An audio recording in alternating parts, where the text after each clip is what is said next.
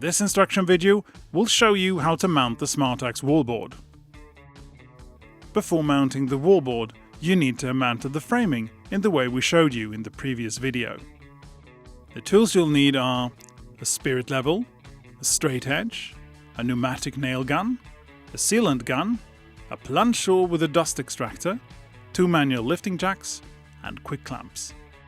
Smartax wallboards are easy to handle using a high-lift pallet lifter to ensure an ergonomic working height. The low weight and small size of each wallboard ensures good ergonomics throughout the mounting process. Place the pallet lifter as close to the work site as possible. Before you begin mounting the wallboards, make sure all staples have been removed so that they don't end up in the grooves cut in the edges of the wallboards. Please note that wallboards are always placed on the pallet with the front face down. Always pick up the wallboard from the same side of the pallet so that the wallboards slot together on the wall. If you pick up a wallboard from a different side or rotate it, it won't fit into the previous board on the wall. Fasten each board using a pneumatic nail gun. This is much easier on your shoulders compared to other systems. Place the straight edge at a height above the floor equal to the width of one wallboard plus 10 mm, using a spirit level to ensure that it is level. Then, use as many quick clamps as you can to hold the straight edge in place so that it doesn't move during the process of mounting the first row of wallboards. Apply adhesive to the vertical studs and the tracks on the floor where the first wallboard will be placed. Then, place the first wallboard and lift it into place using the manual lifting jacks. 2 such jacks allow one person to handle installation with ease.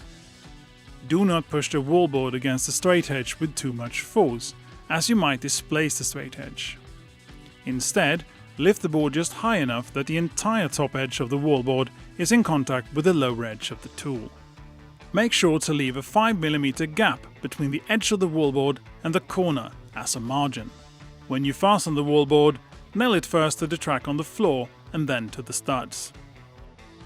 Before you mount the next wallboard, apply adhesive to the studs and tracks where it will be placed, as well as to the edges of the wallboard. When applying adhesive to the edges of the wallboard, use a roller and hold it at an angle of 45 degrees to the back of the wallboard. This reduces the risk of adhesive ending up on the front of the wallboard, which can make the sanding process more difficult. Apply adhesive only to the edges that will be in contact with the previously mounted wallboards. Repeat this process for all of the wallboards in this row. Move the straight edge along the wall as you work to ensure that the first row is straight. This is crucial for mounting the rest of the wallboards. Measure and cut the last wallboard in the row using a plunge saw. Begin the next row with a piece of the board that you cut off and didn't use for the first row, or another cut-off piece. In this way, you can make sure that vertical joints don't coincide and are separated by at least 20 cm. Mount the next row of wallboards in the same way as the first. This is how you mount the row of wallboards closest to the ceiling.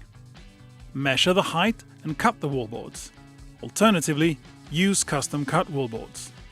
Remember to leave a 5 mm gap between the edges of the wallboards and the ceiling as a margin.